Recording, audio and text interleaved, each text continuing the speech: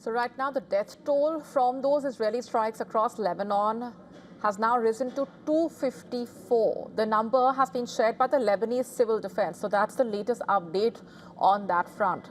Let's also talk about how Trump threatened to destroy a civilization earlier, remember. How things reached this point, Iran held its ground. And when the deadline came, it was Washington that seemingly backed down. A ceasefire has been declared, but the terms, it seems, tell a different story from the one that the White House is claiming. Take a look.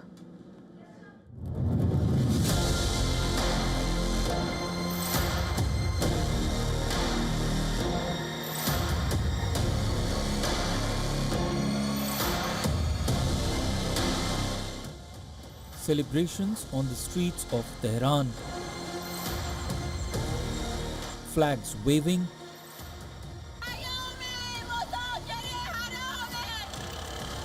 Slogans rising. A nation celebrating. Because this was never just about a ceasefire. It was about who blinked first.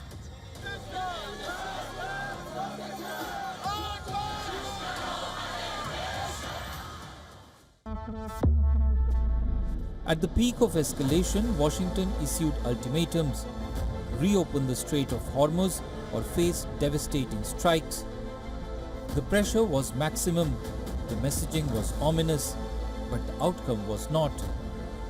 A 2-week truce was announced just hours before that deadline. Donald Trump stepped back. Iran did not collapse. Instead, Tehran framed the pause as a diplomatic win, claiming its terms shaped the deal.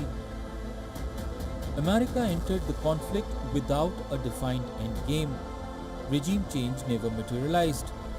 Iran's leadership regrouped. It is more assertive and politically consolidated. The Hormuz narrative flipped. What was meant to be secured became leverage. Tehran tightly controls the strait. Washington is calling it a fragile truce, asking Iran to abide by it or face action. We stand ready in the background to ensure Iran upholds every reasonable term. And as everyone knows, nobody makes a better deal than President Trump. To the warriors of epic fury, I say well done. You're the backbone of our country. Your skill, your bravery, and sheer guts and grit showed the world what America is all about. Right now, Hormuz is strictly under IRGC's control. The US recovered no uranium stockpiles. There was no allied coalition. Trump pressed NATO members, Japan, and South Korea to join the fight and send warships. None did. America's military hardware was tested under real combat conditions and found to have exploitable gaps. Iranian missile systems struck with greater precision than Western analysts anticipated. Iranian military is severely depleted, its top leadership decimated. If the Iranians are willing, in good faith, to work with us, I think we can make an agreement. If they're going to lie, if they're going to cheat, if they're going to try to prevent even the fragile truce that we've set up from taking place, then they're not going to be happy. Because what the president has also shown is that we still have clear military.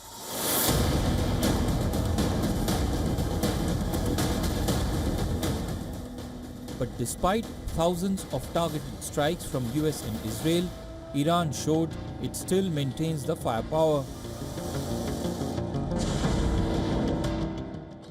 For the last 40 days, it continued to retaliate with fire and fury. The Gulf nations, which banked on America for protection, saw how hollow the promise was. Iran rained thousands of drones and missiles. From Saudi Arabia to Bahrain, from UAE to Qatar, all are vulnerable, rethinking their next move. Iranian precision strikes have left them exposed and given Tehran a recognition as a power to reckon with. History does not grade wars on rhetoric, it grades them on outcomes. And by every measurable outcome, America did not win this one. Bureau Report, WION World is One.